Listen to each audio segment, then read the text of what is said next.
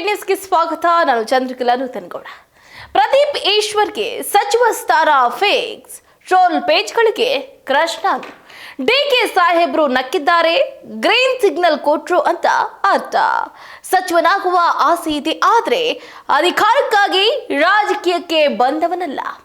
S, ಈ ರೀತಿಯಾದಂತಹ ಹೇಳಿಕೆ ಇದೀಗ ಪ್ರದೀಪ್ ಈಶ್ವರ್ ಅವರು ಕೊಟ್ಟಿರುವಂತದ್ದು. ನೋಡಿ, ಶಾಸಕರಾಗಿ ಇಡೀ ಚಿಕ್ಕಬಳ್ಳಾಪುರ ವಿಧಾನಸಭಾ ಕ್ಷೇತ್ರವನ್ನ ಒಂದು ಶೇಕ್ ಮಾಡುವಂತಹ ತಾಕತ್ತನ್ನ ಪ್ರದೀಪ್ ಈಶ್ವರ್ ಅವರು ಹೊಂದಿದ್ದಾರೆ ಅಂತ ಹೇಳಲಾಗ್ತಾ ಇದೆ. ಅದನ್ನ ಅವರೇ ಸಾರಿ ಹೇಳ್ತಿದ್ದಾರೆ. ಈಗ ಶಾಸಕ ಸ್ಥಾನ ಬೇಜಾರಾಯ್ತು, ಸಚಿವ ಸ್ಥಾನ ಕೊಡಿ ಅಂತ ನಾನು ಕೂಡ ಕೇಳಿದ್ದೀನಿ ಅಂತ ಅಂದ್ಕೊಂಡಿದ್ದೀನಿ. ನಾನು ನೋಡಿ ಸರ್, ನಮ್ಮ ಕಡೆ ಒಂದು ಸರಿ ಅಂತ ಹೇಳಿದ ತಕ್ಷಣ ಡಿ.ಕೆ. ಶಿವಕುಮಾರ್ ಅವರು ಕೂಡ ನನ್ನನ್ನ ನೋಡಿ ನಕ್ಕಿದ್ದಾರೆ ಅಂತಂದ್ರೆ ಅದು ಕನ್ಫರ್ಮ್ ಆಯ್ತು, ನನಗೂ ಕೂಡ ಸಚಿವ ಸ್ಥಾನ ಸಿಕ್ತು ಅನ್ನುವಂಥ ಒಂದು ಭರವಸೆಯ ಮಾತುಗಳನ್ನ ಇದೀಗ ಪ್ರದೀಪ್ ಈಶ್ವರ್ ಅವರು ಹೇಳಿರುವಂಥದ್ದು.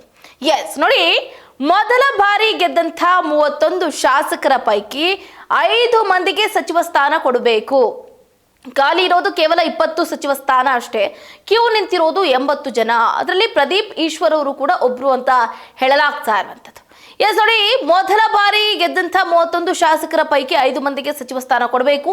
ಈ ಸಂಬಂಧ ಹೈಕಮಾಂಡ್ಗೆ ಪತ್ರವನ್ನ ಬರೆದಿದ್ದೀನಿ ಅಂತ ಕಾಂಗ್ರೆಸ್ನ ಶಾಸಕ ಪ್ರದೀಪ್ ಈಶ್ವರ್ ಅವರು ಹೇಳಿಕೆಯನ್ನು ಕೊಟ್ಟಿದ್ದಾರೆ.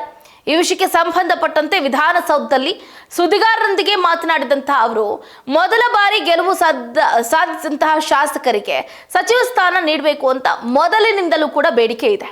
ಈ ಸಂಬಂಧ ಸಹಿ ಸಂಗ್ರಹ ಮಾಡಿ ಹೈಕಮಾಂಡ್ಗೆ ಕಳಿಸಲಾಗಿದೆ ಅಂತಲೂ ಕೂಡ ತಿಳಿಸಿದ್ರು. ಜಾತಿಯ ಆಧಾರ, ಪ್ರಾದೇಶಿಕ ಆಧಾರದಲ್ಲಿ ಅರ್ಹರು ಇದ್ದಾರೆ ಅಂತ ಅವರು ಸಚಿವ ಸ್ಥಾನವನ್ನ ಕೊಡಬೇಕು. ಅವರು ಕೂಡ ಆಕಾಂಕ್ಷಿಗಳಾಗಿದ್ದಾರೆ. ಮೊದಲ ಬಾರಿ ಗೆಲುವು ಸಾಧಿಸಿದ್ರು, ಬಲಿಷ್ಠ ವ್ಯಕ್ತಿಯನ್ನೇ ಸೋಲಿಸಿದ್ದೀವಿ, ಹೀಗಾಗಿ ಹೊಸಬರಿಗೆ ಅವಕಾಶವನ್ನ ಕಲ್ಪಿಸಬೇಕು ಅಂತ ಹೇಳಿದ್ರು. ಇನ್ನು ಸಚಿವ ಸ್ಥಾನಕ್ಕಾಗಿ ವಿಧಾನ ಪರಿಷತ್ನ ಸದಸ್ಯರಿಂದಲೂ ಕೂಡ ಪತ್ರ ಬರೆಯಲಾಗಿದೆ. ಸಚಿವ ಸಂಪುಟ ಪುನರಚನೆಯ ಸಂದರ್ಭದಲ್ಲಿ ವಿಧಾನ ಪರಿಷತ್ನ ಸದಸ್ಯರಿಗೂ ಸೂಕ್ತ ಪ್ರಾತಿನಿಧ್ಯ ನೀಡಬೇಕು ಅಂತ ಅಖಿಲ ಭಾರತ ಕಾಂಗ್ರೆಸ್ನ ಸಮಿತಿ ಅಂದ್ರೆ ಎಐಸಿಸಿ ಅಧ್ಯಕ್ಷ ಮಲ್ಲಿಕಾರ್ಜುನ್ ಖರ್ಗೆ ಅವರಿಗೂ ಕೂಡ ಪತ್ರದ ಮೂಲಕ ಮನವಿಯನ್ನ ಮಾಡಿದ್ದೀವಿ. ಇನ್ನು ರಾಜ್ಯ ಸಚಿವ ಸಂಪುಟದಲ್ಲಿ ಸ್ಥಾನ ನೀಡುವಂತೆ ಕಾಂಗ್ರೆಸ್ ಪಕ್ಷದ 24 ವಿಧಾನ ಪರಿಷತ್ನ ಸದಸ್ಯರು ಈಗಾಗಲೇ ಪತ್ರವನ್ನ ಬರೆದಿದ್ದು, ಸಂಪುಟದಲ್ಲಿ ಪರಿಷತ್ ಸದಸ್ಯರ ಪ್ರಾತಿನಿಧ್ಯ ಇಲ್ಲದೆ ಇರೋದು ಅಸಮಾನತೆ, ನಿರುತ್ಸಾಹ ಭಾವನೆಯನ್ನು ಉಂಟು ಮಾಡ್ತಾ ಇದೆ. ಹೀಗಾಗಿ ಸಂಪುಟ ಪುನರಚನೆಯ ಸಂದರ್ಭದಲ್ಲಿ ಪರಿಗಣಿಸುವಂತೆ ಕೋರಿದ್ದಾರೆ. ಈಗ ನೋಡಿ, ಒಂದು ಕಡೆ ಏನು ಅಂತಂದ್ರೆ ನಾವು ಗಮನಿಸ್ತಾ ಇದ್ದೀವಿ, 1907ರಲ್ಲಿ ಸ್ಥಾಪನೆ ಆದಂಥ ಕರ್ನಾಟಕ ವಿಧಾನ ಪರಿಷತ್ನ ಅತ್ಯಂತ ಹಳೆಯ ಪರಿಷತ್ಗಳಲ್ಲಿ ಒಂದಾಗಿದೆ. ಪರಿಷತ್ತಿನ ಸದಸ್ಯರು 10ರಿಂದ 15 ವಿಧಾನಸಭಾ ಕ್ಷೇತ್ರಗಳನ್ನ ಒಳಗೊಂಡ ದೊಡ್ಡ ಪ್ರದೇಶಗಳನ್ನ ಪ್ರತಿನಿಧಿಸ್ತಾ ಇದ್ದಾರೆ.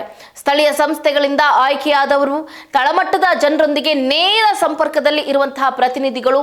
ಶಾಸಕರಿಗೆ ಹೋಲಿಕೆ ಮಾಡಿಕೊಂಡ್ರೆ ವಿಧಾನ ಪರಿಷತ್ನ ಸದಸ್ಯರು ವ್ಯಾಪಕ ಮತದಾರರ ಮೇಲೆ ಪ್ರಭಾವ ಬೀರ್ತಿದ್ದಾರೆ. ಪಕ್ಷದ ನೆಲೆಯನ್ನ ಬಲಪಡಿಸುವುದರಲ್ಲಿ ನಿರ್ಣಾಯಕ ಪಾತ್ರವನ್ನು ವಹಿಸುತ್ತಿದ್ದಾರೆ. ಎಲ್ಲ ಪರಿಷತ್ತಿನ ಸದಸ್ಯರು ಪಕ್ಷದ ಸಂಘಟನೆಯನ್ನ ಬಲಪಡಿಸುವುದರಲ್ಲಿ ಆಳವಾಗಿ ತೊಡಗಿಸಿಕೊಂಡಿದ್ದಾರೆ. ಹಾಗಾಗಿ ಸಚಿವ ಸಂಪುಟ ಪುನರಚನೆ ಸಂದರ್ಭದಲ್ಲಿ ವಿಧಾನ ಪರಿಷತ್ನ ಕನಿಷ್ಠ 5 ಸದಸ್ಯರನ್ನ ಸಚಿವ ಸಂಪುಟದಲ್ಲಿ ಸೇರಿಸಬೇಕು. ಸಂಪುಟದಲ್ಲಿ ಪರಿಷತ್ತಿನ ಸದಸ್ಯರಿಗೆ ಪ್ರಾತಿನಿಧ್ಯ ಇಲ್ಲದೆ ಇರುವುದು ಸದಸ್ಯರಲ್ಲಿ ಅಸಮಾನತೆ ಮತ್ತು ನಿರುತ್ಸಾಹದ ಭಾವನೆಯನ್ನು ಉಂಟು ಮಾಡುತ್ತೆ. ಇದು ಸದಸ್ಯರಿಗೆ ರಾಜಕೀಯ ನಿರೀಕ್ಷೆಗಳಿಲ್ಲ ಅನ್ನುವ ಗ್ರಹಿಕೆಗೆ ಕಾರಣವಾಗ್ತಾ ಇದೆ. ಇದಕ್ಕೆ ಪ್ರತಿಯಾಗಿ ಸಮರ್ಥ ನಾಯಕರು ವಿಧಾನ ಪರಿಷತ್ ಚುನಾವಣೆಗಳಲ್ಲಿ ಸ್ಪರ್ಧಿಸುವ ಬದಲು ವಿಧಾನಸಭಾ ಟಿಕೆಟ್ಗಳನ್ನ ಪಡೆಯುವುದಕ್ಕೆ ಪ್ರೇರೇಪಿಸುತ್ತೆ, ಅಲ್ಲದೆ ಗುಂಪುಗಾರಿಕೆಗೆ ಕಾರಣವಾಗುತ್ತೆ ಮತ್ತು ಪಕ್ಷದ ಸಂಘಟನೆಯನ್ನ ದುರ್ಬಲಗೊಳಿಸುತ್ತೆ ಅಂತ ಕೂಡ ಪತ್ರದಲ್ಲಿ ಉಲ್ಲೇಖ ಮಾಡಿದ್ದಾರೆ. ಇನ್ನು ಮುಖ್ಯಮಂತ್ರಿ ಸ್ಥಾನಕ್ಕೆ ಈ ಹಿಂದೆ ಸಿದ್ದರಾಮಯ್ಯನವರು ರಾಜೀನಾಮೆ ನೀಡಿದ ದಿನ ಕಾರ್ನಲ್ಲಿ ಮೌನವಾಗಿ ಕೂತಿದ್ರಲ್ಲ, ಈ ವಿಚಾರಕ್ಕೆ ಮಾತಾಡಿದ್ರ ಅವರು. ಸೊ ಇದ್ರ ಬಗ್ಗೆ ಏನು ಹೇಳ್ತೀರಿ, ತುಂಬಾ ಟ್ರೋಲ್ ಆಗ್ತಾ ಇದ್ದೀರಿ ಅಂತ ಶಾಸಕ ಪ್ರದೀಪ್ ಈಶ್ವರ್ ಅವರಿಗೆ ಕೇಳಿದ್ರೆ ಇದಕ್ಕೆ ಪ್ರತಿಕ್ರಿಯೆ ಕೊಟ್ಟರು.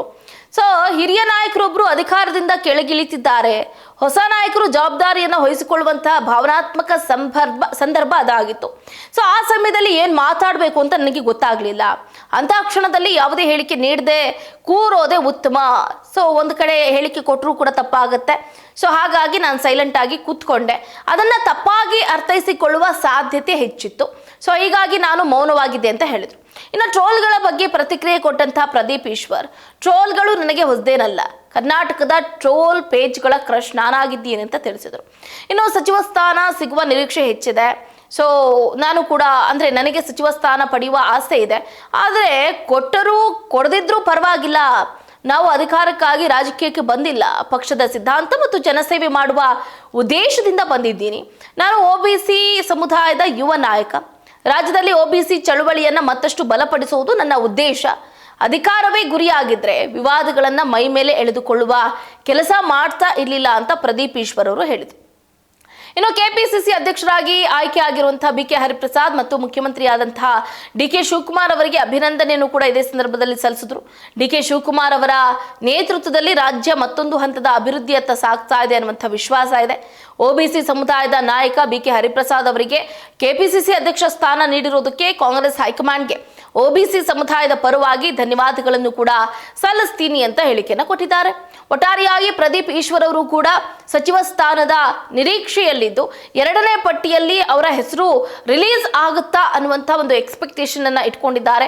ಅಷ್ಟೇ ಅಲ್ಲದೆ ಟ್ರೋಲ್ ಪೇಜ್ಗಳಿಗೆ ಕ್ರಶ್ ನಾನು ಅನ್ನುವಂಥ ಹೇಳಿಕೆಯನ್ನ ಕೊಡೋದ್ರ ಮುಖಾಂತರ ಮತ್ತೆ ಸುದ್ದಿಯಲ್ಲಿದ್ದಾರೆ ಪ್ರದೀಪ್ ಈಶ್ವರ್ ಅವರು. ನೋಡೋಣ ಎಕ್ಸ್ಪೆಕ್ಟೇಷನ್ ಎಷ್ಟರ ಮಟ್ಟಿಗೆ ರೀಚ್ ಆಗುತ್ತೆ. DK ಶಿವಕುಮಾರ್ ಅವರು ನಕ್ಕಿದ ತಕ್ಷಣ ಅಷ್ಟು ಬೇಗ ಸಚಿವ ಸ್ಥಾನವನ್ನ ಪ್ರದೀಪ್ ಈಶ್ವರ್ ಅವರಿಗೆ ಕೊಟ್ಬಿಡ್ತಾರಾ ಏನು ಅನ್ನೋದನ್ನ ಕಾದಷ್ಟೇ ನೋಡಬೇಕಾಗಿದೆ. ಇದಾಗುತ್ತೆ ಇವರಿಗಿನ ಅಪ್ಡೇಟ್. ನೋಡ್ತಾ ಇರಿ ಸ್ಪೀಡ್ ನ್ಯೂಸ್, ಸುದ್ದಿ ನಿಮ್ಮದು, ವೇಗ ನಮ್ಮದು.